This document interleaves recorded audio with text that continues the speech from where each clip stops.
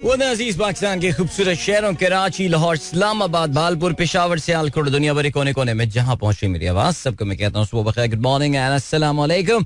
आज पीर 22 रबीउल अव्वल 1445 हिजरी, अक्टूबर की 9 तारीख सन 2023। सर आपने इस खूबसूरत सी सुबह का आगाज किया मेरे साथ। नाम है मेरा अदील। सनराइज शो में मेरा और आपका साथ हमेशा की तरह सुबह के 9 बजे तक। बहुत सारी इन्फॉर्मेशन, बहुत सारी बातें, आपकी पसंद का म्यूजिक, आप लोग के मैसेजेस लेकर अदील एक बार फिर से आपकी खिदमत में हाजिर है। उम्मीद करता हूँ आप सब खैरियत से होंगे, सुबह का आगाज अच्छा हुआ होगा और आप लोगों का वीकेंड भी अच्छा गुजरा होगा। And you will be all set for a new week after this good enough weekend. जाहिर है थोड़ी बहुत क्रिकेट भी देखी होगी, I am sure, other activities and all. लेकिन जाहिर है हमारा क्या बल्कि दुनिया के बहुत बड़े हिस्से का जो वीकेंड है वो आपको पता है कि सैटरडे से जो खबरें आनी शुरू हुई थी फ्रॉम फलस्तीन और हमास की जानिब से एक सरप्राइज अटैक ऑन इजराइल, उसके हवाले से WhatsApp messages, forwards, WhatsApp university के मैसेजेस, इसके अलावा बहुत सारी दुआएं लोग फलस्तीनी हमारे भाइयों बहनों के लिए कर रहे हैं।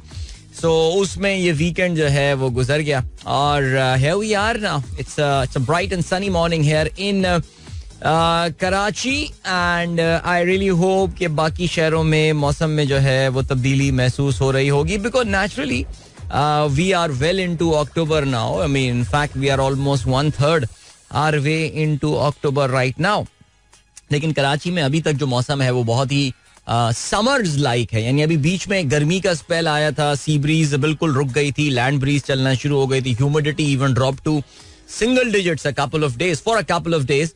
लेकिन फिर उसके बाद जो है वो समंदरी हवाओं ने अच्छा कमबैक किया है। The westerlies have started blowing once again और फिर उसके बाद से जो हुआ है वो ये हुआ है कि मौसम काफी खुशगवार हो गया है रात में खास तौर से। लेकिन ये जो आपको भी एहसास हुआ होगा, मेरे खांसने से आपको अंदाजा हुआ होगा कि इस वक्त जरा हमारे घर में भी जो है ना जरा बीमारियों का स्पेल चल रहा है। सो everyone is sitting either with cough or maybe some sore throat। और कल जो है जब मैं सुबह बेदार हुआ तो मुझे भी ये फील हो रहा था कि मेरे हलक पे जो है वो कुछ हालात सही नहीं चल रहे हैं और इस वजह से मैंने जरा एहतियात किया। कम से कम एहतियात से मुराद क्या एहतियात करूंगा यार, बट ठंडी चीजें नहीं ले रहा था और इसके अलावा ये देखें और इसके अलावा जड़ी बूटियां डाल के चाय पी रहा था और वो सिनेमन मिल गया, जो भी मिल गया, लौंग मिली वो डाल दी, जो भी चीज मिली डाल दी चाय के अंदर।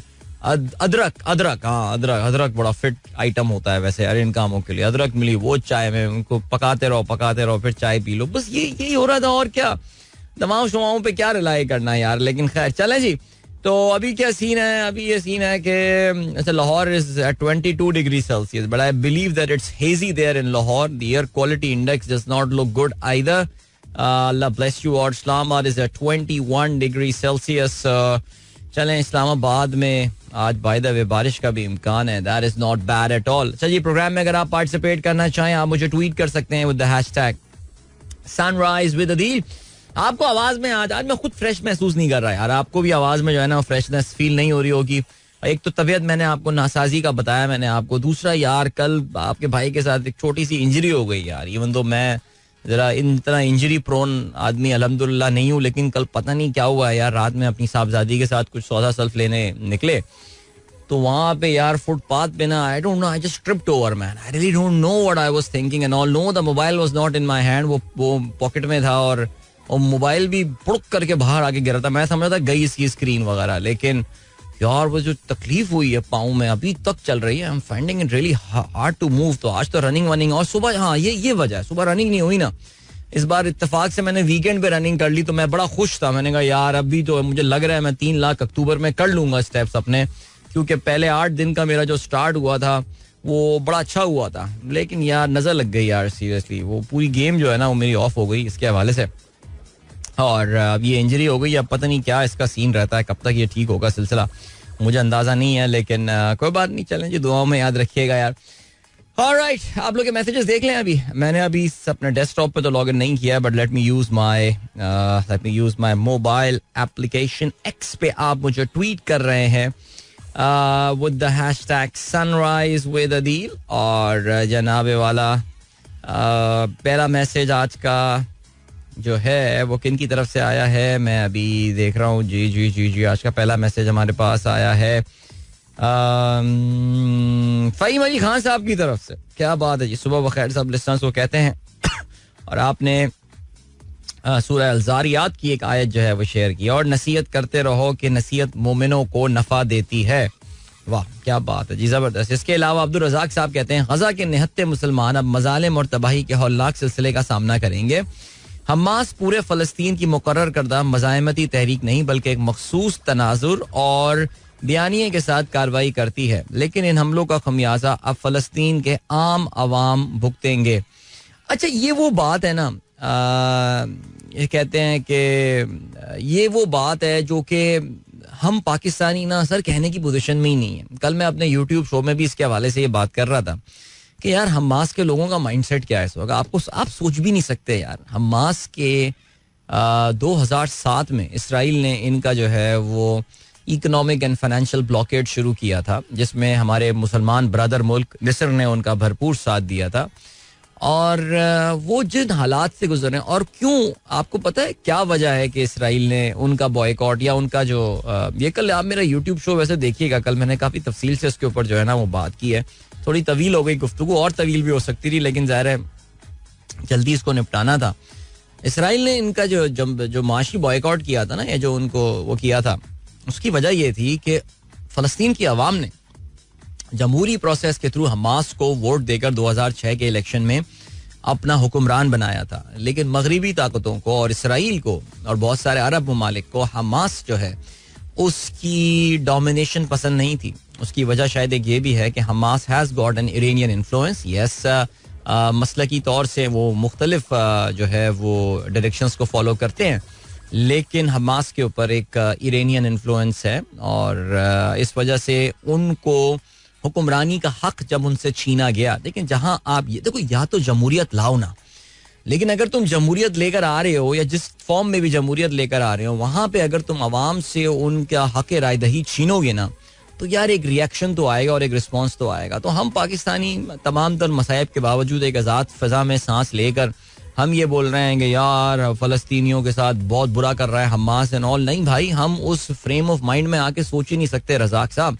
मैं क्या बताऊं, जनाबे वाला साकिब शान साहब ने जो है वो रमजान छीपा साहब को सालगिरह की मुबारकबाद दी है, और एक नहीं 2 दफा उनको जो है वो उन्होंने सालगिरह की मुबारकबाद दी है. यानी रमजान छीपा साहब माशाल्लाह बहुत ज़बरदस्त काम जो है वो कर रहे हैं. और उसके बाद जो है वो अब माशाल्लाह जो है वो उनकी बहुत बढ़िया ये जो है इदारा हो चुका है. सो बहुत अच्छी बात है जी, that is excellent. Happy birthday to mister Ramzan Chhipa. वैसे मेरे ख्याल से आई थिंक छीपा साहब का इन्फ्लुएंस जो है वो मैंने कराची में ज़्यादा देखा है. मुझे बाकी शहरों में उनका वो इन्फ्लुएंस नज़र नहीं आता, या उनकी वो कम अज़ कम कहते हैं ना कि फुटप्रिंट उनका जो है मुझे वो नज़र नहीं आता जो कि बाकी जगहों पे मैंने देखा है. सो या चले जी. हाय Adil uncle, Zoya Naeem here, going to school, please wish me good luck for school today before 7:45. भाई बहुत आला. 7:45 से पहले देखिए मैंने जोया आपको गुड लक जो है वो विश कर दिया है, और मैं अभी ये करने वाला हूँ कि मैं आपको जो है लिए चलता हूँ एक ब्रेक की जानिब, और मिलेंगे आपसे इस ब्रेक के बाद. Don't go anywhere and keep listening. Welcome my guys, एक बार फिर से आपको खुशामदीद कहते हैं. This is the sunrise show with me Adeel. सुबह के 7:32 जो हैं वो हो चुके हैं, और अभी मैं अपने ट्विटर पे लॉग इन किया तो सबसे ऊपर मेरे पास जो है वो डॉक्टर शैला अकील का मैसेज आ रहा है. Good morning, pictures in Lahore. जी मैंने सुना है लाहौर में बड़ी बैनरिंग हुई है, और नवाज शरीफ साहब लिखा है जी इंशाल्लाह सब ठीक करेगा वजीर आजम नवाज शरीफ. मैं इन पोस्टर्स के हवाले से, और ये जो मियाँ साहब की बाय द वे पे मुबारक हो माशाल्लाह, कल सुना लाहौर में ठोकर पे बहुत बड़ा एक दावत वलीमा हुई है, और कल के जो इनका जलसा हुआ है उसकी जिसने केटरिंग किया उसको तो मजे आ गया. अल्लाह अगर उसको पैसे मिल जाए, लेकिन यार कितना बड़ा उसने सेटअप जो है वो करके दिया है. बिकॉज अगर यही एक जलसे की फॉर्म में हो रहा होता, देखें कल तो उन्होंने वलीमे की फॉर्म में किया है ना, वो तो उसमें होता ही है कि जिस जगह पे कोई 20 लोग आ सकते हैं वहां पे आप 5 लोग जो है वो बैठे हुए होंगे. नेचुरली वो राउंड टेबल सेटअप था प्रॉपर, उन पे जो है वो चादरें बिछी हुई थी, और बड़ा जी उन्होंने बताया जी बहुत बड़ा जलसा हुआ है. ओ हो बहुत बड़ा जलसा हुआ है. अब यही आप किसी अगर जलसा गांव में ले जाते तो फिर आप सोच सकते हैं क्या होगा. मैं सोच रहा हूँ कि क्या Minar Pakistan, I mean just imagine the level of investment that is being made मियाँ साहब का ये बिल्डअप करने के लिए. इस वक्त पूरा फोकस नून लीग का लाहौर में है कि अल्लाह के बंदो निकल आओ खुदा के लिए. लेकिन ये जो कहते हैं ना कि इंशाल्लाह सब ठीक कर देगा मियाँ साहब, नवाज शरीफ, ये मैं बार बार ये बात बोले जा रहा हूँ कि उनकी अपनी पार्टी के खिलाफ इससे बड़ी कोई कैंपेन ये चला ही नहीं सकते. बिकॉज 16 महीने पाकिस्तान के स्याह और सफेद का मालिक रहने वाली ये नून लीग जो कि पीडीएम की मेन पार्टी थी, वो जब चीजें ठीक नहीं कर पाई तो मियाँ साहब ने जो है वो उनको क्यों आखिर कोई मशवरे नहीं दिए. नहीं, खुदा के फजलो करम से जब बड़े मियाँ साहब आएंगे तो फिर ये हालात ठीक होंगे. ये शहबाज शरीफ साहब बोलते थे पहले कि यार मैं तो ऐसी वो शुगल मस्ती के लिए आया हूँ, असल तो हालात ठीक बड़े मियाँ साहब आके करेंगे.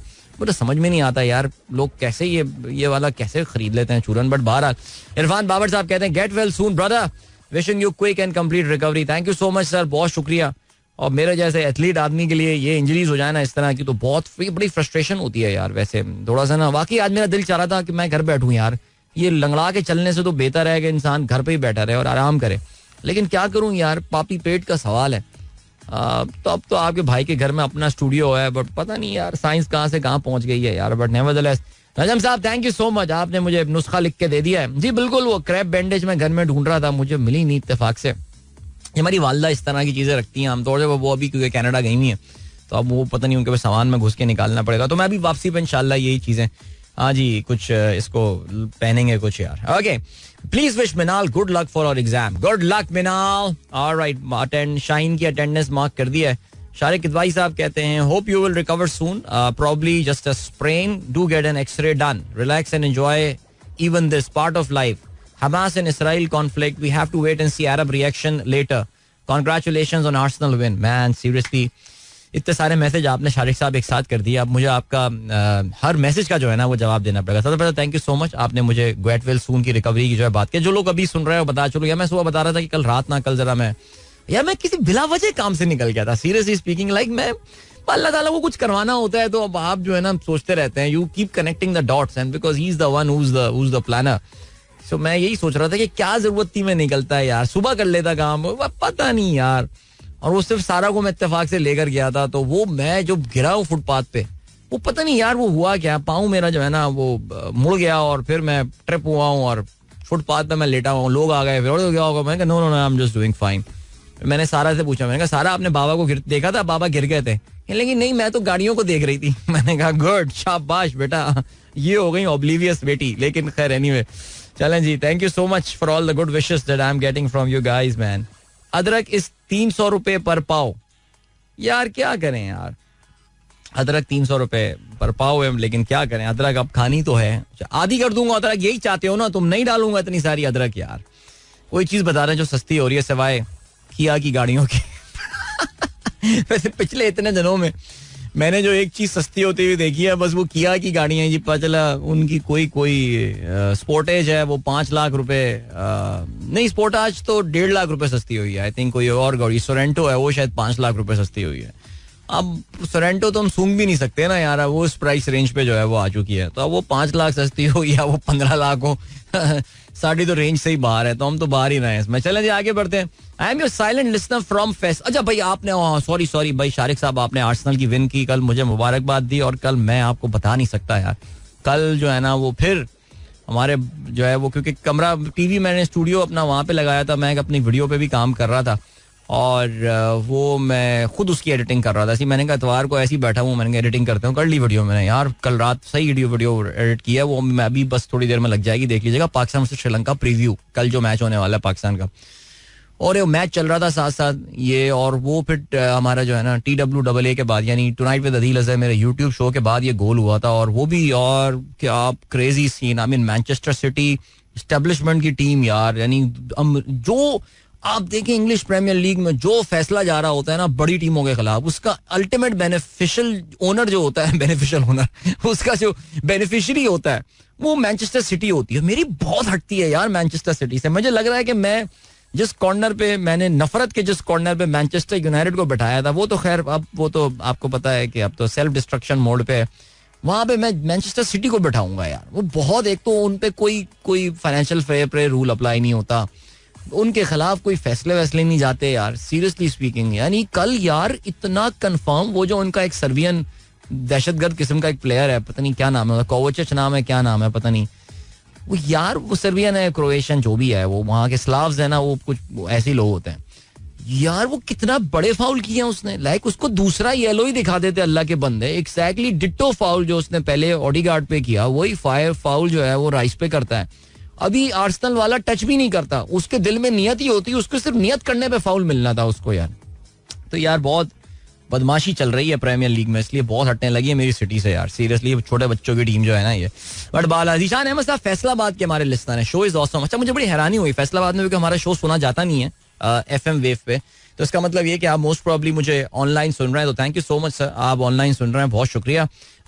इसके अलावा मोहम्मद रिजवान आराई कहते हैं, हेलो सर रिजवान, आपका शो 2010 से सुन रहा हूँ, मैं दादा के साथ भी सुनता था. माशाल्लाह जी, जबरदस्त. और लग रहा है अपने पोतों के साथ भी शो सुने. जोया का मैसेज मैंने पढ़ लिया है. Then we have got Hasan Sheikh, कहते हैं athletics shoes are called sneakers because when they were invented people use them to their advantage to move around quietly. Very nice. I never knew that, my friend. According to a survey, 95% of the people claim they get nervous when they hear "we need to talk." We need to talk. वैसे वाकई we need to talk is a very dangerous way of starting a communication. Seriously, किसी भी talk को start करने का काफी अजीबोगरीब ये है सिलसिला. वैसे यार वी नीड टू टॉक तो मुझे नहीं पता, लेकिन हजरात को जो शादीशुदा मर्द होते हैं उनकी जो बेगमात होती हैं वो किसी ना किसी नाम से ही पुकारती हैं. अब वो जो लफ्ज जिससे वो पुकारती हैं ना, कभी आ जाए और सुन लें आप, दूर से आपको आवाज आए, जैसे हमारे यहाँ जो आवाज मुझे नाम दिया जाता है वो जैसे यार यार, और जब मैं ये सुन लूँ ना और एकदम बिल्कुल, मैंने कहा यार क्या हो गया भाई, बॉस क्या हो गया. ये वर्ड मुझे, ये आप 95% कह रहे हैं कि we need to talk, people get nervous जब वो सुनते हैं, लेकिन वो जो नाम जिससे आपको पुकारा जाता है, यार एक बात तो बताएं, उड़ गए बेटा चलो, ये ज्यादा, I think this is 99.9% of the man, I think pretty sure ऐसा ही होता होगा. ऑयल अशफाक जंजोवा साहब, भाई जंजोवा साहब बड़ा जबरदस्त कमबैक मारा है माशाल्लाह. पेसर चैलेंज में आपने काफी महीनों के बाद आपकी मुझे मूवमेंट नजर आ रही है टॉप 3 में, शाबाश सर, वेल डन. अशफाक साहब कहते हैं oil prices were having declining trend in the last few days, can the recent conflict in the middle east impact this. अरे हाँ ना यार सर, बस मैं क्या बताऊं, अपनी तो बैड लक ही खराब चल रही है. हमारे यहाँ तो टीवी चैनलों ने और सबको जो है बताना शुरू कर दिया था कि 40 रुपए की कमी होने वाली है. हम तो पेट्रोल में 1 लीटर पेट्रोल डलवा रहा था यार, 1 लीटर डाल दो, 1 लीटर डाल दो, 40 रुपए की कमी हो रही है, जियो टीवी ने बताया है. लेकिन बस मैं वही बोलूं, बैड लक जब खराब चल रही हो तो हर चीज ही रॉन्ग हो जाती है. अब देखें कल वो इसराइल हमास के बाद देख लें जी, बढ़ गई पेट्रोल प्राइस, बढ़ गई पेट्रोल प्राइस, आ गई 86-21 पे आ गई है. सोचें आप 82 पे आ गई थी. एक ही दिन में पेट्रोल की प्राइस 4.25, आज जब मार्केट्स खुली हैं 4.25% प्राइसेस बढ़ गई हैं. तो आप ये देख लें, बस बैड लक है अपनी यार, क्या बोला जाए यार, क्या कह सकते हैं इस चीज के हवाले से. एनीवे चलें जी, जीशान बेग साहब क्या कहते हैं. अच्छा नहीं, उनके मैसेज से पहले जी मुनीब मकबूल कहते हैं, in weekend motor sports Max Verstappen wins his 3rd F1 drivers championship, Australia is out of the rugby World Cup. यार ऑस्ट्रेलिया का ना आजकल मुझे लग रहा है खेलों में कुछ बुरा वक्त चल रहा है, बिकॉज ऑस्ट्रेलिया जो है वो रग्बी वर्ल्ड कप से भी बाहर हुआ, और क्रिकेट वर्ल्ड कप में भी आई एम टेलिंग यू मुझे ऑस्ट्रेलिया के हालात जो है ना कुछ अच्छे लग नहीं रहे हैं. But yes I think Australia going out in rugby World Cup is a big news. Okay चलें, आज अगर मौका मिला तो इसके हवाले से आज जरा थोड़ी सी हम बात भी कर लेंगे. रग्बी वर्ल्ड कप मैं देखता हूँ, वादा नहीं करता लेकिन कोशिश करता हूँ. बेग साहब क्या कहते हैं, doctor Zeeshan Baig, friendships are ignited and hearts were connected by post before the internet took over. World Poster Day is celebrated on 9th October every year to raise awareness among people about the role of the postal sector for people and businesses every day. या बिल्कुल, I mean ज़ाहिर है वो खतो किताबत का तो वो सिलसिला अब खत्म हो गया, लेकिन लॉजिस्टिक्स की मूवमेंट के हवाले से पोस्ट का अभी भी एक बहुत इंपॉर्टेंट रोल है. और ये जाहिर है हम जब पोस्ट की बात कर रहे हैं तो हम उन सरकारी इदारों के हवाले से बात कर रहे हैं, जैसे कि हमारे यहाँ पाकिस्तान पोस्ट है, और जैसे अमेरिका में USPS कहलाता है, not UPS, United states parcel service जो इनका पोस्टल सर्विस है, और रॉयल मेल है बरतानिया में. जो सरकारी इदारे होते हैं they still play a very important role. और अभी भी पाकिस्तान पोस्ट अपनी तमाम तरह इनएफिशिएंसीज के बावजूद स्टिल पाकिस्तान की सबसे ज़्यादा पॉपुलेशन को जो ये पोस्टल सर्विसेज या जो आप कहना चाहिए कि लॉजिस्टिक्स की सर्विसेज प्रोवाइड करता है, वो अभी भी यही इदारा है. आई रियली विश बीच में मुराद सईद के टाइम पे इस इदारे में बड़ी बेहतरी जो है वो देखने में आई थी. और मैं क्योंकि खुद उस ज़माने में एक निजी प्राइवेट कोरियर कंपनी से वाबस्ता था और मेरा ताल्लुक क्योंकि वहाँ पे रिटेल के शोबे से था और रिटेल में मैं एक सीनियर पोजीशन पे जो है वो फाइज था, तो for the very first time हमने जो है वो पाकिस्तान पोस्ट को actually as a serious competition जो है वो देखना शुरू किया था. मुझे नहीं पता कि अभी मुराद सईद के जो इनिशिएटिव्स थे उनका क्या होने वाला है, बट बहरहाल देखते हैं जी. इसके अलावा जायदा शाहीन कहती हैं सामिया खान की पेशगोई सच साबित हुई. अच्छा भाई ये जरा एसी बंद कर देंगे ये वाला, बहुत शुक्रिया. एसी बंद कर सकते हैं आप, पर चले कोई मसला नहीं, रिमोट वाला नहीं है, कोई मसला नहीं. इंजीनियर को भेज दीजिएगा, आप इंजीनियर को भेज देगा. अच्छा जी, सामिया खान की पेशगोई सच साबित. 2023 फौज का साल है और दुनिया में कहीं भी जंग छिड़ेगी. देख लें अब हमास और इसराइल की जंग में और ममालिक भी कूद पड़े. अब ठीक है सामिया खान भाई, वो कहते हैं ना broken clock is twice is correct twice a day, तो इनका भी इन जाली एस्ट्रोलॉजर्स और इनका यही सिलसिला होता है यार. आगे बढ़ते हैं जी.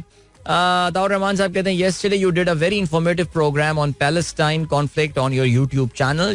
Since day one Palestinians are suffering more as overall Muslims are suffering in the world. Perhaps at the time when world was progressing our rulers were fighting each other. ये बड़ी लंबी कहानी है सर, क्या वजह है कि मुसलमान जो है वो पीछे रह गए हैं. सो इस पे बहुत बात हो सकती है, लेकिन बहरहाल हाँ आई थिंक बहुत ही डिस्प्रोपोर्शनेट किस्म का नुकसान हमेशा फ़लस्तीनियों का हुआ है कंपेयर टू इजराइल. एक के मुकाबले में वो 10 फ़लस्तीनियों को जो है वो मारते हैं. और लेकिन यार अच्छा अभी BBC में मैं अभी पढ़ रहा था और एक दो और इदारों ने इसको जो है वो कोट किया. Basically they are all quoting Israeli news services. So the death toll in Israel has actually reached 1000 people. कल रात तक ये अब से 12 घंटे पहले जो एक नंबर आया था that was 600. Now the death toll has reached 1000. That's a big number यार. ये जरा एसी जो है ना ये बंद कर दीजिएगा. ओके जी. रियाजुर रहमान साहब कहते हैं aircraft marshalling is a process where a human guides an aircraft to the gate. It can be done through ATC or ground marshal. Ground personnel guide aircraft to the exact position with the help of the handheld illuminated beacon.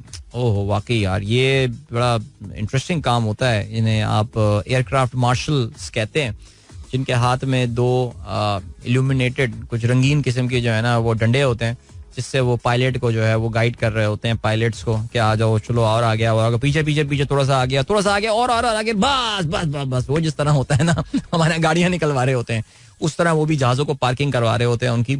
और मुझे याद है कि इनके around एक add बनाया था. I mean रियाज साहब को आई एम प्रीटी श्योर याद होगा, जो एमिरेट्स का पहला एड आया था उर्दू में पाकिस्तान में आया करता था. ये अर्ली 90s मिड 90s की मैं बात कर रहा हूँ. हवा के दोष पर वक्त भी आपका हमसफर, उसमें ये मार्शल दिखा रहे होते थे कि जहाज़ों को जो है ना वो गाइड कर रहे हैं और किस तरह on time arrival and departure इनका जो है वो चल रहा होता था. सो या इंटरेस्टिंग. चलें जी, कोई मैसेज हमारे दोस्त जावेद साहब का रह गया. कहते हैं edtech platform Taleemabad raises 2.3 million in seed funding. Wow, I know these people यार.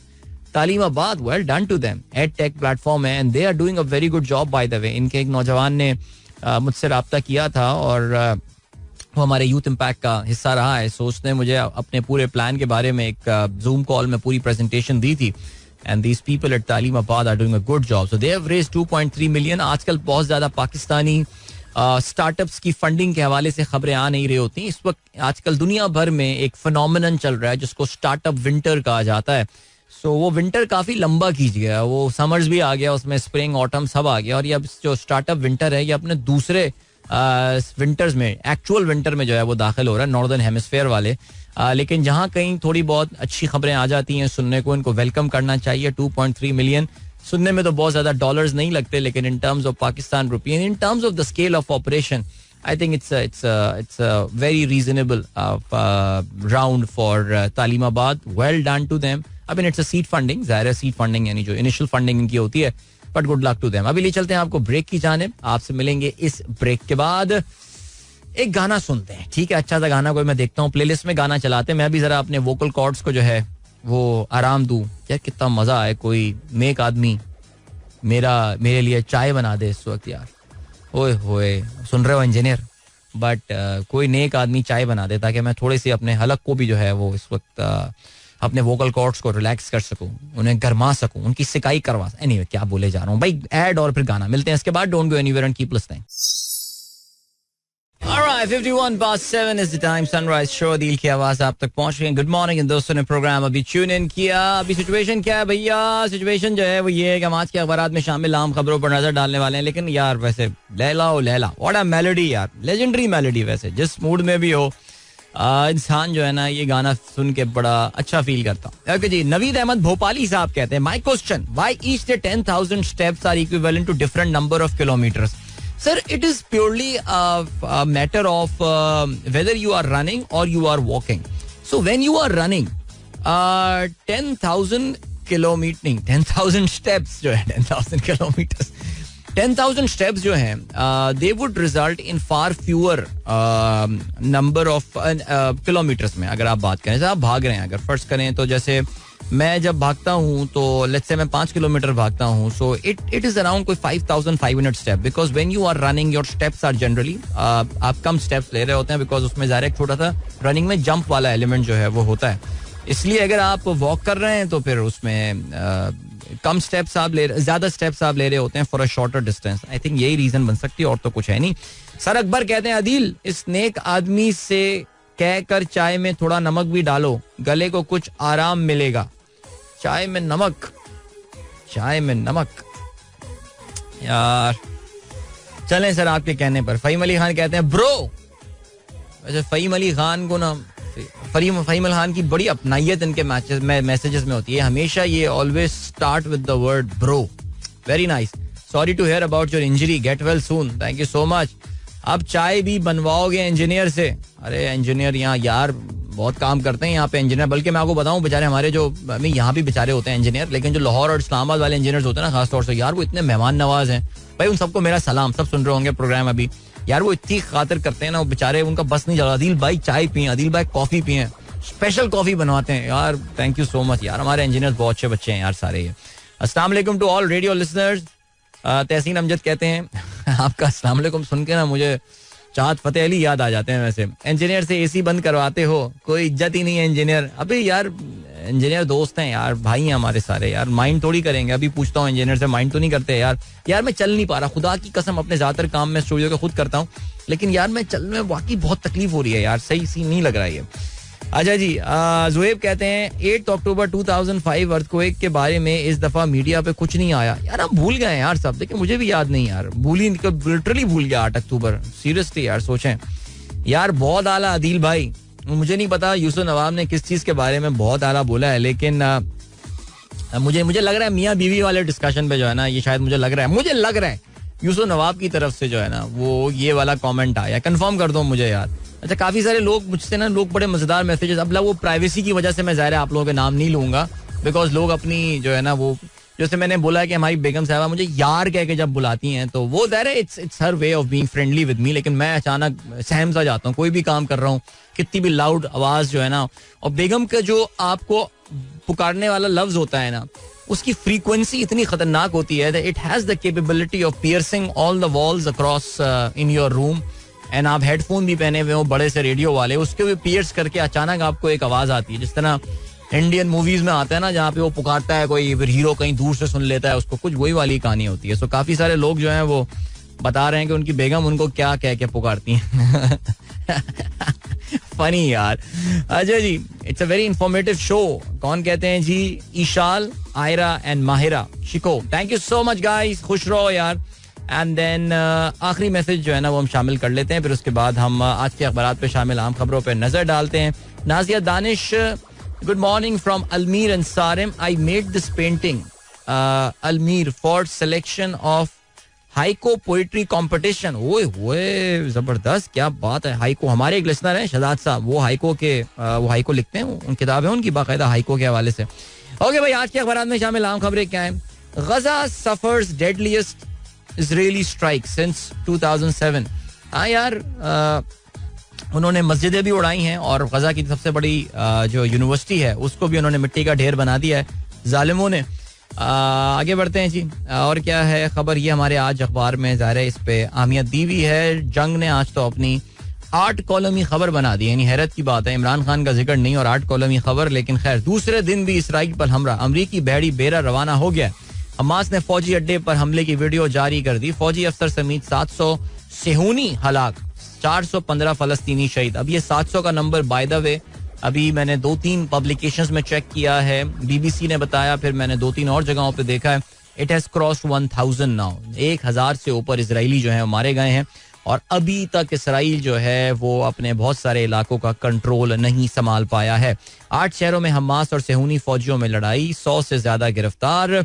इसराइली गजा मुंतकिल, लबनानी सरहद पर झड़पें, हिजबुल्लाह भी शामिल, जंग तवील और मुश्किल होगी, नेतन्याहू का ये कहना है। ओके जी, और क्या सिलसिला है। कल नवाज शरीफ नहीं माफी मरियम शहबाज ने, मरियम नवाज ने, क्या बोल रहा हूँ यार मैं, मरियम नवाज ने कल ठोकर न्याज बेग लाहौर में जलसा किया। कहती हैं जी नवाज शरीफ के बगैर मुल्क रुल गया, वो उसे फिर से ठीक करके दिखाएगा। नवाज शरीफ बाहर से इंपोर्ट होकर आया ना, फॉरेन फंडिंग के जरिए लॉन्च हुआ, लोकल फंडिंग से लॉन्च हुआ है। अकामा जैसे मजाक पर ना निकाला जाता तो मुल्क का आज ये हाल नहीं होता। नवाज दौर में चीनी 50 रुपए, आटा 35 रुपए किलो रहा, डॉलर को 105 तक महदूद रखा। यही तो बदकिस्मती देखें आवाम को, ये जिन बस यार क्या बोलूं यार। आगे बढ़ते हैं जी, क्या खबर है। एक्सप्रेस ने भी आज ये लीड बनाई है, फलस्तीनियों को तन्हा छोड़ना गद्दारी होगी, सिराजुल हक का ये कहना है। Supreme court practice and procedure act पर फुल कोर्ट समाअत आज होनी है, इंशाल्लाह टीवी पर लाइव जो है वो दिखाई जाएगी। आज वर्ल्ड कप का कोई खास मैच भी नहीं है, इसलिए पब्लिक भी शायद उसको देख रही हो। माहिरीन का क्या कहना है, एक्सप्रेस ने आज अपना एक स्पेशल तज़किया लिखा है। उनके नुमाइंदे हैं रिजवान शहजाद। सियासी इंजीनियरिंग इंतखाबी अमल की शफाफियत पर सवालिया निशान। PTI ने जो किया वो गलत और काबिल मजम्मत, उनके साथ जो हो रहा है वो भी गलत। फरतुल्लाह बाबर का ये कहना है। हसन अस्करी कहते हैं सियासी इंजीनियरिंग के जिम्मेदार सियासतदान, जदीद अंदाज से पुराना खेल खेला जा रहा है।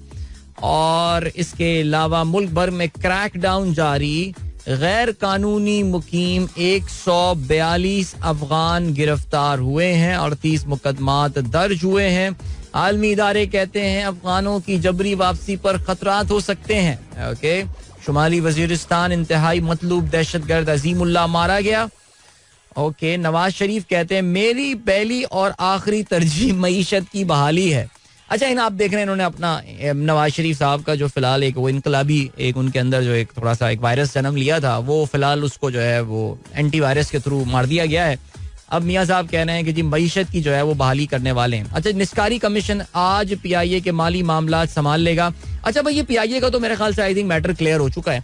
मुझे ऐसा लग रहा है कि जिस तेजी के साथ जो है ना वो PIA के मामला इख्तिताम की जानिब बढ़ रहे हैं, हुकूमत को लगता है कोई बायर मिल गया है इसका, कोई ना कोई ऐसी पार्टी है जो कि PIA को जो है वो खरीदने को तैयार हो गई है। और उसमें मेरे ख्याल से जनवरी तक ये कहा जा रहा है अगले 4 महीने में गेम ऑफ कर देंगे PIA। ये ऑफ से मुराद ये किसी को हैंड आने तेरा काम जाने। तो देखते हैं जी क्या रहता है सिलसिला। अभी आपको हम ले चलते हैं टाइम चेक और कमर्शियल ब्रेक की जाने, मिलेंगे उसके बाद खेलों के हवाले से बात करेंगे तफसील से। Don't go anywhere and keep listening. Concerning news आई है, हमारे दोस्त अरशद इमाम साहब ने अभी मुझे मैसेज करके ये बताया है कि मस्कन गेट की तरफ जो अबुल हसन अस्फहानी रोड गुलशन इकबाल कराची में इस वक्त जोरदार एक धमाके की आवाज सुनाई दी गई है। और कहते हैं कि अब से कुछ सालों पहले भी इस जगह पे जो है वो एक धमाका हुआ था और अभी एक बार फिर से धमाका हुआ है। और कहते हैं जी उस इलाके की लाइट वगैरह जो है वो सब चली गई है। सो अल्लाह खैर करे भाई। आप में से किसी के पास कोई अपडेट हो, I am pretty sure the news channel and all will be covering, कहते हैं कि will be covering this news in a bit. और अल्लाह ताला सबको अपने हिफ्ज़ व अमान पे रखे। 8:06 हो चुके हैं। गुड मॉर्निंग जिन दोस्तों ने प्रोग्राम अभी ट्यून इन किया है और हम अब बात करेंगे खेलों के हवाले से. We all know that cricket World Cup is on और क्रिकेट वर्ल्ड कप का कल एक अहम मैच खेला गया जो कि भारत और ऑस्ट्रेलिया के दरमियान था और you have got to say that Australia hasn't really got off to a good start of this World Cup. और पहले तो ऑस्ट्रेलिया की बैटिंग जो है वो फ्लॉप हुई. एक मौके पे लग रहा था कि Australians are on for a reasonable total. I mean Chennai की विकेट के तेवर का हमें अंदाजा हो गया है. पाकिस्तान को अपने 2 मैचेस खेलने हैं यहाँ पे, अफगानिस्तान के खिलाफ और साउथ अफ्रीका के खिलाफ आने वाले दिनों में. In fact in the next few days, खैर अभी तो नहीं, अभी तो हमारा अगले मैच पे फोकस होना चाहिए, वो हम बाद में बात करेंगे उन मैचेस की. लेकिन फिर भी पाकिस्तानी, आई रियली होप हमारा थिंक टैंक जो है वो इस विकेट को देख रहा होगा बिकॉज अफगानिस्तान खास तौर से हमें यहाँ पे जो है वो प्रॉब्लम कॉज करेगा. पहले बैटिंग करते हुए ऑस्ट्रेलिया सिर्फ 199 रन बनाकर आउट हुआ. There was a point in time in this game जिस वक्त ऑस्ट्रेलिया के 110 रन थे और उनके सिर्फ 2 खिलाड़ी आउट हुए थे. मिच मार्श तो जल्दी आउट हो चुके थे और फिर डेव वार्नर जो हैं वो भी निकल गए थे जिस वक्त स्कोर 74 हुआ था. लेकिन फिर उसके बाद स्टीव स्मिथ और मार्नस लेबोशेन के दरमियान एक पार्टनरशिप चल रही थी which was ticking along well और लग वाकई यही रहा था. उस वक्त तकरीबन 4.5 रन की औसत से बैटिंग कर रहे थे कि अगर ऑस्ट्रेलिया 260-275 इस विकेट पे करने में कामयाब हो जाता है it would be a tricky total for India to chase. But unfortunately the Indian spinners, कहते हैं ना कि उन्होंने सांस लेने का भी मौका नहीं दिया. पहले रविंद्र जडेजा जिन्होंने 3 अहम विकेटें हासिल की और फिर उसके बाद कुलदीप यादव भी एक्शन में आए. तमाम इंडियन बॉलर्स जो हैं उन्होंने विकेटें हासिल की जिस तरह उस दिन पाकिस्तानी बॉलर्स ने विकेटें हासिल की थी. सबने Ravichandran Ashwin also got 1 wicket. तो 10 में से 6 विकेटें जो हैं वो स्पिनर्स के नाम रहीं. जसप्रीत बुमराह ने 2 खिलाड़ियों को आउट किया. सिराज और हार्दिक पांड्या को एक विकेट मिली.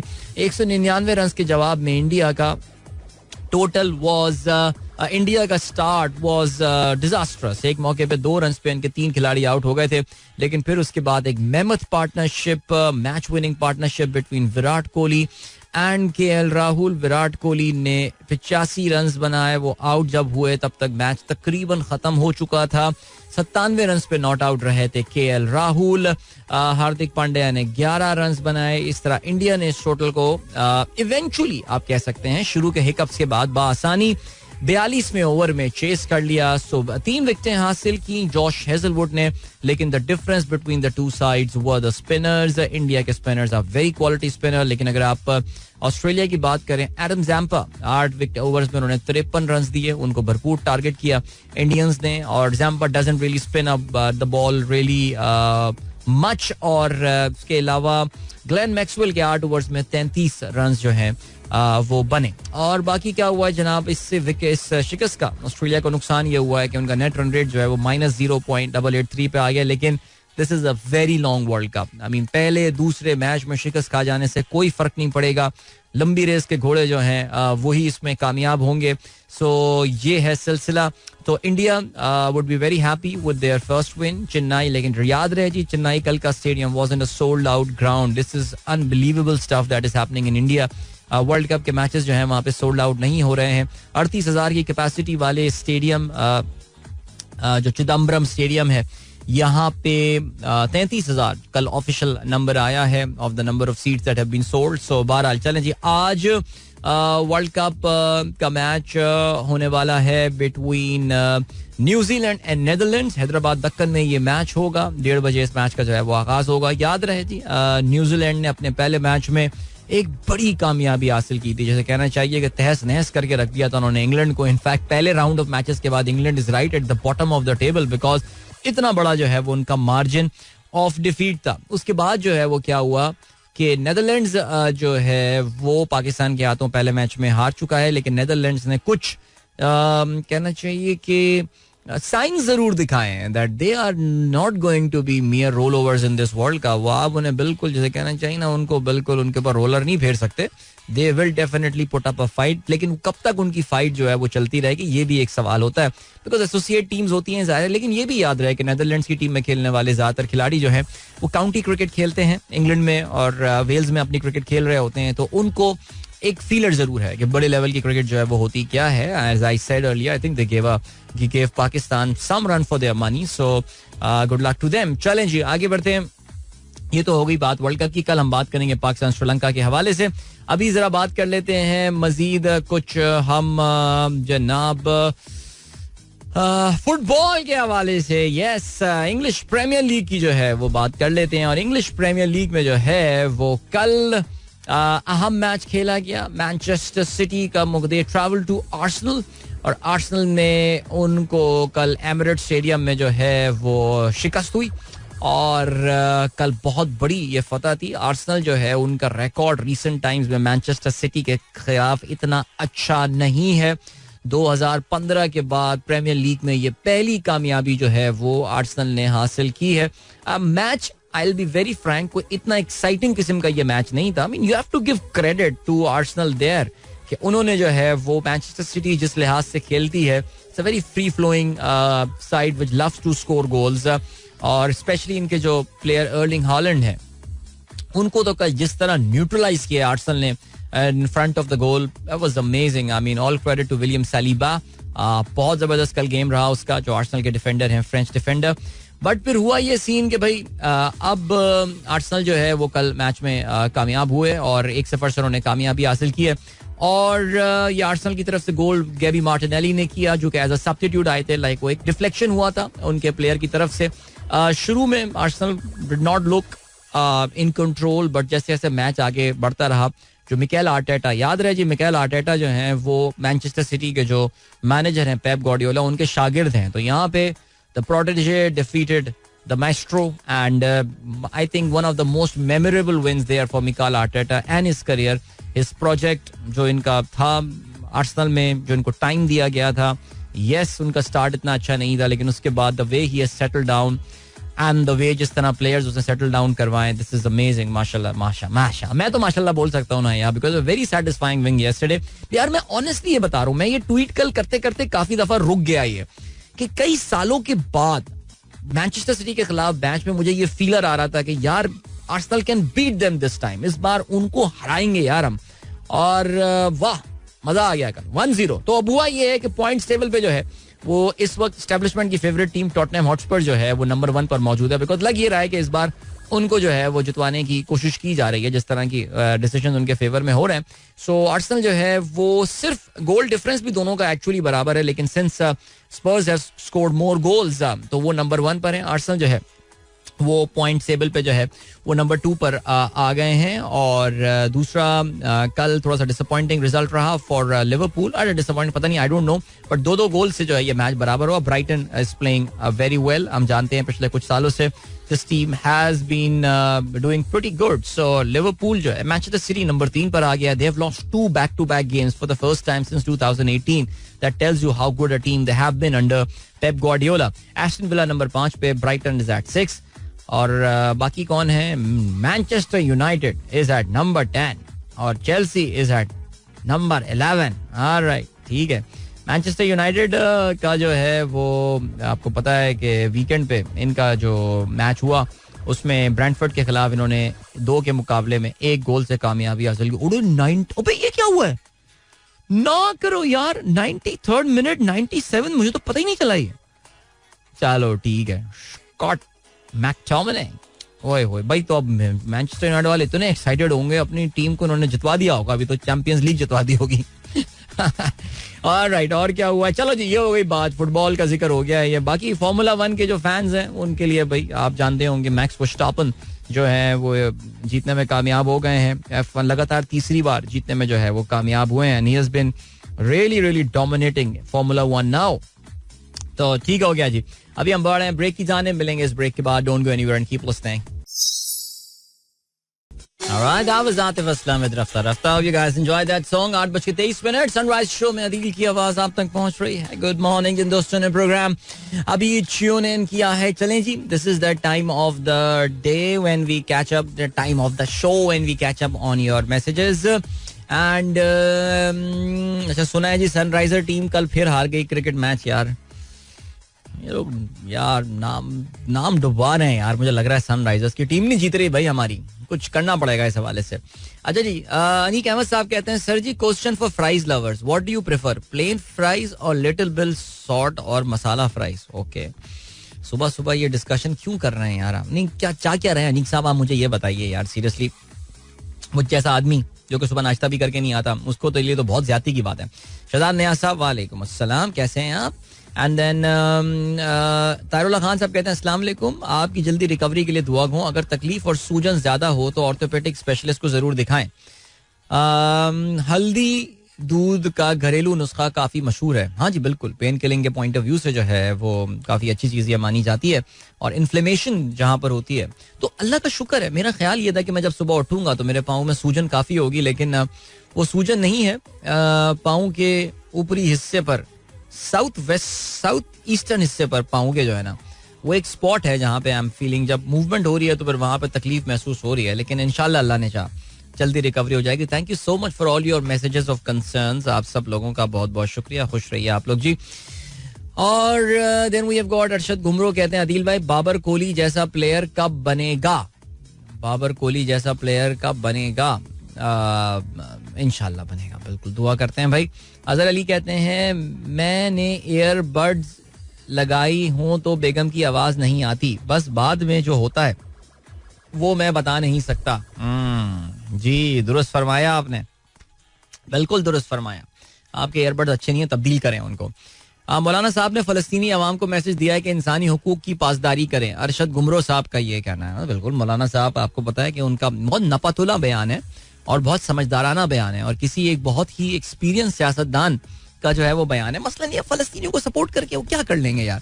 और दूसरा देखिए, आपको ना एक बात समझने वाली है. बात मौलाना कोई नई टारगेट ऑडियंस तो ढूंढ नहीं रहे. यानी अक्सर ऐसा होता है ना कि बहुत सारी ब्रांड्स होती हैं जो कि अपनी टारगेट मार्केट की एक्सपेंशन चाह रही होती हैं कि यार ज्यादा लोग मेरे नई मार्केट को मैं टैग करूं या रीपोजिशन करते हैं अपने आप को. मौलाना को का जो वोट बैंक है वो उनका एक मखसूस वोट बैंक है.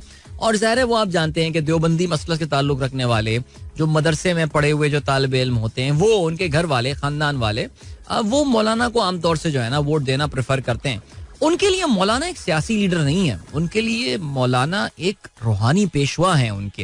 उनके वो मजहबी लीडर हैं वो. सो वो कुछ भी बात कर लें, किसी को कोई फर्क नहीं पड़ने वाला. वो बैठ के इन बातों को जो है ना वो जस्टिफाई ही कर रहे होंगे. सो ये है सिलसिला.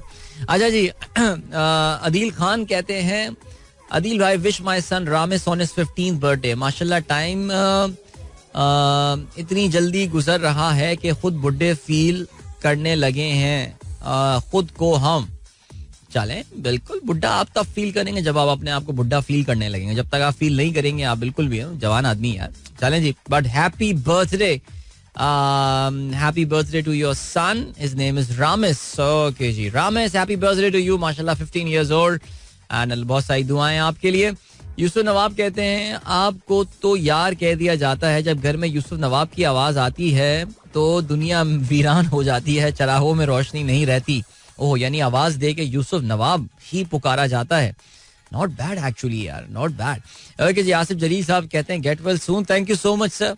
अच्छा जी, सर अकबर कहते हैं this press comment of Lahore and Islamabad engineers is actually intended for Karachi engineers. यार घर की मुर्गी दाल बराबर होती है ना, असल में बात ये. लेकिन हमारे कराची का इंजीनियर बाबू चाय बनाकर लेकर आए. मैंने हमारे जितने भी व्हाट्सएप ग्रुप्स हैं वहाँ पे मैंने सब में जो है वो उनकी तस्वीर भी जो है वो शेयर कर दी है कि इनको एक्नॉलेजमेंट जो है वो जरूर मिलनी चाहिए. तो ये है सिलसिला. चलें जी, और क्या सीन है. और ये सीन है कि खुर्रम कहते हैं, अच्छा उन्होंने दवाएं लिख कर दी हैं मुझे. ओके, कैल्शियम, विटामिन डी और यूरिक एसिड भी चेक करा लें. चलें, बिल्कुल ठीक है. विटामिन डी तो मैंने अभी चेक कराया था और मेरे ख्याल से आई थिंक 99% पॉपुलेशन की तरह मेरा भी विटामिन डी का लेवल जो है वो कम आया था. सो अब क्या किया जाए उसके लिए यार. फिर वो ये डॉक्टर दवाएं दे देते हैं, हर चीज़ की दवाएं खा लो, ये दवा वो दवा, क्या करे इंसान यार. और क्या सीन है भाई. अभी जो है वो प्रोग्राम में जरा आगे चल के हम ये जरा फलस्तीन वगैरह के हवाले से ज़ाहिर बात तो करनी है हमें आज. वो ज़ाहिर बहुत इंपॉर्टेंट एक टॉपिक है, तो definitely will talk about that and how America now is going to play a very important role in this entire thing. इसके अलावा इसराइल को सबसे ज़्यादा जो हेल्प मिल रही है सोशल मीडिया पर, आपको पता है, वो इंडिया की तरफ से आ रही है. और उसमें इंडियंस जो हैं वो काफ़ी एक्टिव हुए हुए हैं इसराइल को सपोर्ट करने के लिए. इवन दो अगर आप इंडिया की हिस्टोरिक उनकी पोजीशनिंग देखें इस पूरे मामले के ऊपर, so they have been a big supporter of the Palestinian cause. और स्पेशली पंडित नेहरू का दौर हो या फिर उसके बाद इंदिरा गांधी हो या फिर राजीव गांधी हो.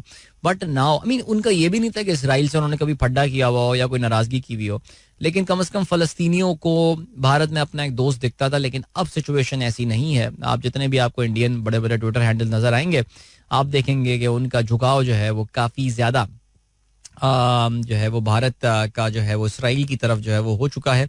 और ज़ाहिर है सब नोट कर रहे हैं, हम सब नोट कर रहे हैं. बहरहाल देखते हैं जी क्या होता है सिलसिला. Alright, 38 past 8 is the time. Sunrise Show में अदील की आवाज़ आप तक पहुंच रही है. स्ट्रिंग्स की आवाज़ आपने सुनी. जाने दो. Hope you guys enjoyed that song and yeah, nice song for sure. बड़ी रेनी सी फीलिंग है इसमें. वैसे तो खैर बारिश का भी दूर दूर तक कोई इम्कान नहीं है, लेकिन फिर भी nothing wrong. Nice song. Hope you guys enjoyed that. Alright, चलें जी. ज़ाहिर है थोड़ा सा अभी हम जो है वो बात करते हैं. और एक सेकंड जी. सलमान अहमद साहब कहते हैं Sunrise team is progressing and we lost last 2 matches with very narrow margin. We will इंशाल्लाह विन इन फ्यूचर. इंशाल्लाह. बिल्कुल. हम मुझे पता है कुछ लोग ना ग्रुप में साजिशें कर रहे हैं टीम के खिलाफ और बातें फैला रहे हैं काफी ज्यादा. इतने मैच हार गए, उतने मैच हार गए. यानी खुद तो खेलते नहीं वो लोग, खुद तो खेलना नहीं उनको. लेकिन हम बात कर रहे हैं सनराइजर्स की, हमारी जो हार्ड बॉल की क्रिकेट टीम है जो कराची में ऑपरेट करती है. बाकी शहरों वालों को जोश उठता है लेकिन वो कुछ कर नहीं पाते उस चीज के हवाले से. तो उसको हम रहने देते हैं. कम से कम the team exist, that is the most important thing. Alright जी. अभी मेरी ट्विटर टाइमलाइन के ऊपर जो है वो फरीद जकरिया साहब का ट्वीट आया है और कहते हैं the Palestinian view from the West Bank. My conversation with Palestinian activist and legislator Mustafa Barghouti, who is not connected to Hamas about the terrorist group's offensive in southern Israel. अच्छा, ये उसको terrorist group. अच्छा, ये आप जानते हैं वैसे कि Hamas is designated as a terrorist group और इसकी जो पूरी परसेप्शन और जो उसकी पूरी तस्वीर कशी जो की गई है, जो मंजर कशी की गई है हमास की एज एन ऑर्गेनाइजेशन, उनको दहशतगर्द के तौर से ही मगरबी दुनिया में गर्दाना जाते हैं. और ना सिर्फ मगरबी दुनिया में, मशरिकी दुनिया में भी और इवन मिडल ईस्ट में भी जो है they do not have a lot of friends because Hamas, याद रखिएगा कि वो एक आर्म्ड रेजिस्टेंस मूवमेंट है. यस, हमास का एक सियासी विंग भी है. अगर आपको याद हो, आपने शायद नाम सुना हो, खालिद मिशाल एक इनके लीडर होते हैं जो कि हुआ करते थे. उसके अलावा इस्माइल हानिया हैं जो कि इनका पॉलिटिकल जो है वो साइड को हेड करते हैं. लेकिन हमास बाय डिफॉल्ट जो है वो उनका मकसद आर्म्ड रेजिस्टेंस था अगेंस्ट इजराइल. थोड़ा सा अगर हम हिस्ट्री में चले जाएं, ज़ाहिर है मैं बहुत तफसील में जाऊंगा नहीं बिकॉज हमारे पास उतना टाइम नहीं है जाने के लिए. लेकिन जब भी आप फलस्तीनियों की रेजिस्टेंस की तारीख लिखते हैं सेकेंड वर्ल्ड वॉर के बाद, उसमें एक टॉपिक जो है वो जरूर आता है या एक वर्ड जरूर सुनने को आपको मिलता है जिसको इंतिफादा कहा जाता है. इंतिफादा के मतलब जो होते हैं वो होते हैं अपराइजिंग. जो फलस्तीनी इंतफादा हैं ये बेसिकली 2 इंतफादाज हुई हैं. 2 दफा फलस्तीनियों ने जो है एक मैस रेजिस्टेंस मूवमेंट अपनी शुरू की, आर्म्ड रेजिस्टेंस मूवमेंट शुरू की इसराइलियों के खिलाफ, जिसका पहली जो आर्म्ड रेजिस्टेंस मूवमेंट उनकी 1987 में शुरू हुई थी, जिसको फर्स्ट इंतफादा कहा जाता है. हमास जो ये तंजीम है, it is the product of the first इंतफादा. जो पहला इंतफादा था उसी के दौरान इस तंजीम को बनाया गया. शेख अहमद यासीन हुआ करते थे जो बाद में इसराइली हमले में ही जो है वो शहीद हुए थे. सन 2000 मेरे ख्याल से 4 या 5 की बात है मेरे ख्याल से, जब उनको एक इसराइली रॉकेट हमले में ही जो है वो शहीद कर दिया गया था. लेकिन उससे पहले शेख अहमद यासीन जो है उन्होंने इसराइल के खिलाफ, उन्होंने और उनके साथियों ने जो है वो इसराइल के खिलाफ हथियार उठाए थे और उन्होंने अपनी एक तंजीम बनाई थी जिसका नाम ये जो कस्साम ब्रिगेड, जिसका नाम अभी आप सुन रहे हैं. और ये कस्साम ब्रिगेड जो है बेसिकली ये इनका समझ लें कि एक फाइटिंग विंग है जो कि लड़ाई करता है जाके, जिसके पास ये ट्रेनिंग है और ये सारी बातें हैं. इज़ुद्दीन कस्साम ब्रिगेड जो कि एक सीरियन फ्रीडम फाइटर थे जिनके नाम पे इस ब्रिगेड का नाम रखा गया था. अगर आप इसके अलावा बात करें तो इनका एक पॉलिटिकल आर्म भी है. सो हुआ ये था कि पहले इंतफादा में they became very popular because Yasser Arafat उस जमाने में दूसरे बड़े, आई मीन उस वक्त सबसे जो पॉपुलर फलस्तीनी लीडर थे वो यासिर अरफात ही थे. यासिर अरफात का जो है उनको इस बात का अंदाजा हो गया था कि यार जो यासिर अरफात ने भी जो अल फतह बनाई थी अपनी तंजीम, दैट टू उसका भी मकसद जो था वो इसराइलियों के साथ लड़ाई करना था, उनके साथ लड़ना था और लड़ के उनको जो है वो अपनी जो ऑक्यूपाइड जमीन थी उसको हासिल करना था. अच्छा, जब भी ऑक्यूपाइड जमीन के हवाले से बात करते हैं आपको जरा ये भी समझना पड़ेगा कि उसका हरगिज ये मतलब नहीं है कि हम 1947 में एग्जिस्ट करने वाले फ़लस्तीन की बात कर रहे हैं. बिकॉज आप ये भी जानते हैं कि 1947 में इसराइल एग्जिस्ट नहीं करता था. इसराइल का क़याम जो अमल में आया है वो 1948 में आया है और एक बड़ा ही अरबों के लिए और फ़लस्तीनियों के लिए एक बहुत ही खौफनाक दिन है जिसको उनकी तारीख में जो है वो नकबा जो है वो कहा जाता है. और नकबा जो है basically it's the 15th of May. ये वो तारीख है जब 1948 में जो है वो अरब इसराइल वॉर के बाद उनके पूरे इलाके पे जो है वो कब्जा कर लिया था इसराइल ने. यानी उस स्टेट का क़याम जो है वो अमल में आ गया था. बड़ी तादाद में बेचारे फ़लस्तीनियों को जो है वो अपना मुल्क छोड़ के जाना पड़ा था. बड़ी तादाद में फ़लस्तीनी जो है वो दुनिया के मुख्तलिफ इलाकों में, ख़ासकर बहुत सारे अरब ममालिक में भी जो है वो वहाँ पे काफ़ी जिसे कहते हैं कि पनाह गुज़ीरों की ज़िंदगी गुजार रहे थे और उनकी नस्लें जो हैं वो इन पनाह गुज़ीर कैंपों में पैदा हुई हैं. तो हमास की अगर हम now coming back to Hamas, उन्होंने अपनी ये 87 की रेजिस्टेंस शुरू की थी. यासिर अरफात ये समझने लगे थे कि यार लड़ाई करने का फ़ायदा नहीं है, अब नेगोशिएशंस और टॉक्स से जो है ये मामलात हल होने वाले हैं. और फिर उसके बाद वो नेगोशिएशंस और टॉक्स वगैरह होती नहीं, which culminated into the 1994 Oslo peace accord. और ये ऑस्लो पीस अकॉर्ड जो है वो इसराइल और फ़लस्तीनियों के दरमियान जो है वो साइन हुआ था. फ़लस्तीन की तरफ से यासिर अरफात ने साइन किए थे, इसराइल की तरफ से उस वक्त के उनके प्रेसिडेंट इसहाक राबीन जो हुआ करते थे उन्होंने साइन किए थे. और इसमें बिल क्लिंटन ने बड़ा इंपॉर्टेंट रोल प्ले किया था उस वक्त, और बहुत इंपॉर्टेंट रोल इसमें नॉर्वे ने प्ले किया था. नॉर्वे दुनिया के मुख्तलिफ कॉन्फ्लिक्ट्स में जो है वो अपना रोल प्ले करता रहा है और ये उनकी एक बहुत बड़ी कामयाबी थी.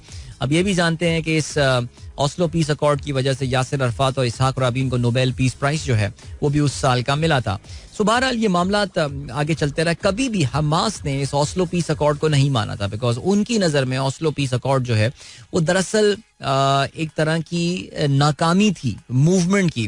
बिकॉज उस पीस अकॉर्ड के बाद जो इलाके वापस फ़लस्तीनियों को मिल रहे थे वो 1967 वाली बॉर्डर के मुताबिक या 1967 वाले जो हालात थे उसके मुताबिक नहीं, बल्कि यासिर अरफात ने बहुत सारे कॉम्प्रोमाइजेस किए थे उसमें. तो Hamas never agreed with that, Sheikh Ahmed Yassin never agreed with that, और उन्होंने अपनी जो रेजिस्टेंस और अपनी मूवमेंट जो है वो जारी रखी. इस दौरान मरते भी रहते थे, लड़ते भी रहते थे, मारते भी रहते थे, लेकिन ज़ाहिर है बहुत ही डिस्प्रोपोर्शनेट किस्म का नुकसान जो है वो हमास इसराइल जो है वो पहुंचाया करता था फ़लस्तीनियों को. फिर उसके बाद जो है वो जो आई थिंक एक बड़ा टर्निंग पॉइंट आया था इन हालात में वो 2006 में आया था. और 2006 में फ़लस्तीन में इलेक्शंस हुए थे और उसमें मगरबी दुनिया को, इसराइल को और अरब वर्ल्ड को बहुत हैरान हो गए थे वो जब फ़लस्तीनियों ने जो है वो वोट देकर हमास को अपना हुक्मरान बनाया. यानी थ्रू अ पॉपुलर इलेक्शन, वहाँ पे जो इलेक्शंस हुए उसके तहत जो इलेक्शन जीतने में कामयाब हुई वो हमास हुई थी और PLO या अल-फतह जो थी उनको इलेक्शंस में नाकामी का सामना करना पड़ा था. इस्माइल हानिया जो हैं he became the prime minister.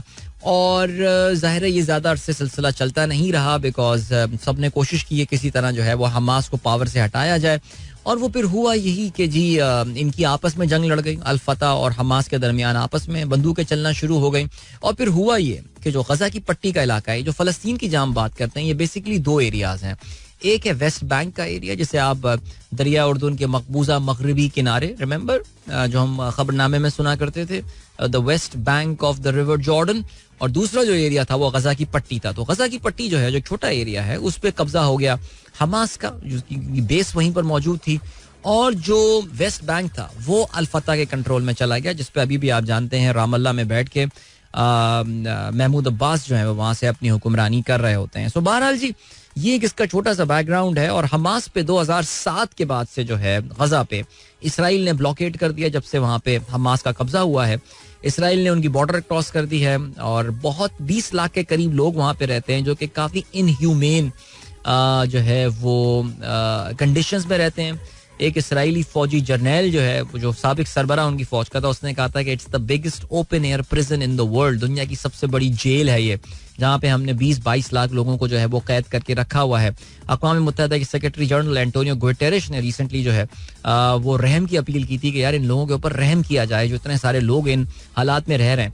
सो मैं काफ़ी सारे लोगों को ये देख रहा था. सुबह भी एक कमेंट आया था कि यार हमास ने ये कर दिया जिसकी वजह से बाकी सारे फ़लस्तीनियों को जो है वो भुगतना पड़ेगा. यार आप उस माइंडसेट में आ ही नहीं सकते कि जिसमें गजा के लोग, यानी जिस एम्बैरेसमेंट के साथ और जिस तरह ह्यूमिलिएशन के साथ वो जिंदगी गुजार रहे हैं, हम ये बात सोच ही नहीं सकते. हम कभी इस पे कहते हैं ना कि we can never empathise with them because हम उस नहीं, हम सही है, हम पे बड़ी रिस्ट्रिक्शंस हैं, ये सारी बातें और सब कुछ हो रहा है. हम भी एक नाम नहाद जमहूरियत बन गए और ये सब बातें अपनी जगह, लेकिन we just can't be compared. So वो जा रहे हैं जी, इट्स अ पॉपुलर मूवमेंट. माँ की माँ अपने बच्चे इसलिए पैदा करनी, वो लड़ना है इसराइल से यार इनको, बिकॉज इन्होंने जिंदगियां खराब कर दी यार, जनरेशंस तबाह कर दी फलस्तीनियों की. आप कैसे एक्सपेक्ट कर सकते हैं कि हम इतनी दूर बैठ के ये बात बोले, अबे यार बाकी सारे फलस्तीनियों की मार लगनी है. नहीं भाई, वो तैयार हैं उस जंग के लिए यार, हम क्या कमेंट कर रहे हैं उनको. बहरहाल ये दुआ करें. कोई देखिए इसका बैकलैश तो बड़ा खतरनाक होगा. आपको पता है कि इसराइल का बाप अमेरिका जो है वो अपना बहरी बेड़ा पूरा लेके वहां पर पहुंच गया उससे, क्योंकि वो हमले करेंगे F-16 से F-15 से, वो अपने हमले करते रहेंगे. इसका मुकाबला तो ज़ाहिर है वो नहीं कर पाएंगे, लेकिन 1000 से ऊपर कैजुअल्टी का टोल जो है वो जा चुका है. ये जो कारी ज़र्ब लगाई है ना इसराइल को साइकोलॉजिकली इससे बाहर निकलने में बहुत टाइम लगेगा.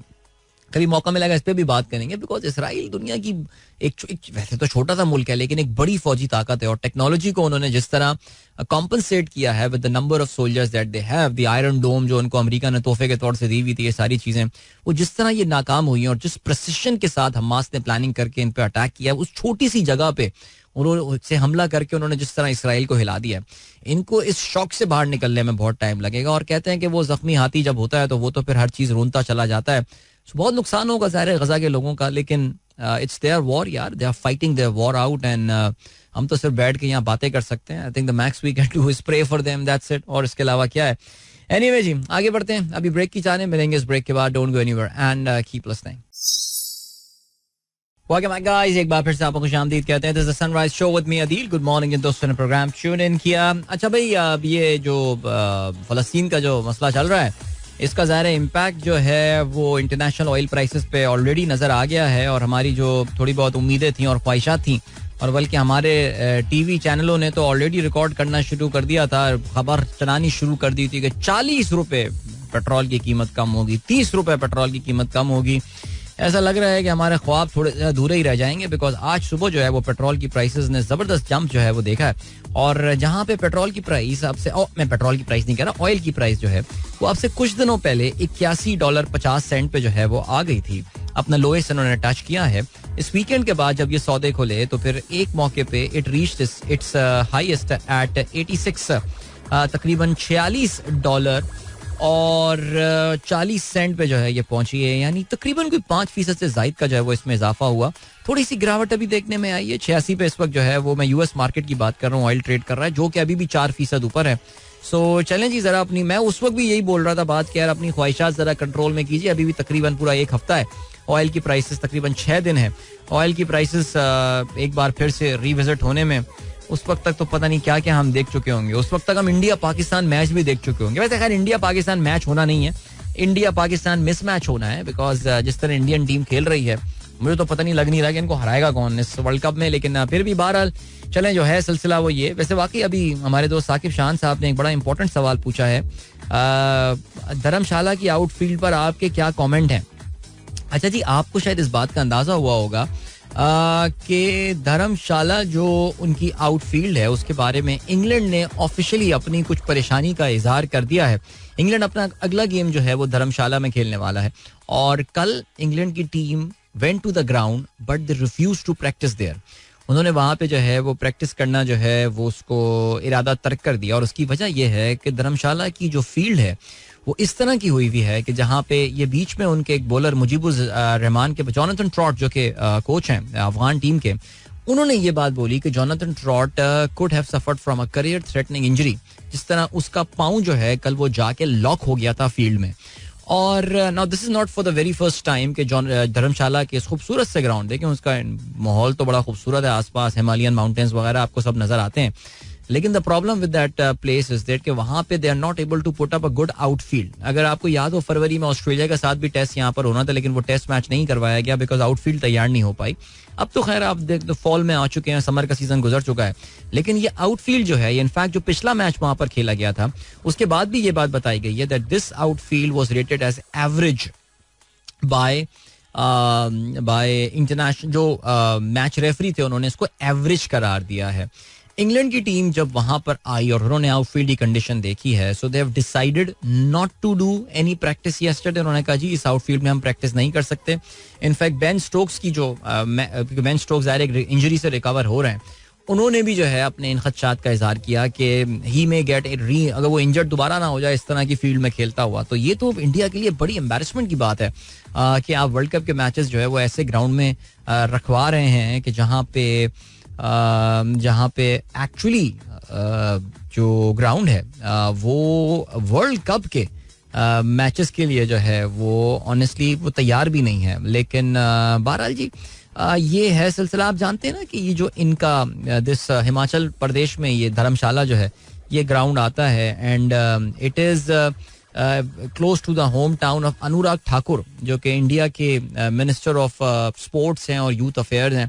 और उनकी कभी कभार ये जिद हो जाती है कि जी मुझे जो है ना वो इसी ग्राउंड में जो है ये मैच करवाना है वर्ल्ड कप का. वरना आप देखें इंडिया के और बहुत सारे अच्छे ग्राउंड थे जहाँ पे जो है मैच नहीं करवाए गए just to give this match to Dharamshala. I mean वो एक जरा उनका एक वो भी होता है ना, एक पोस्टर चाइल्ड भी बन जाता है कि जहाँ पे वो मैचेस जो है करवाए जाते हैं कि खूबसूरत ग्राउंड है, ये है वर्ल्ड क्लास एंड फलाना, what a beautiful scenery and all.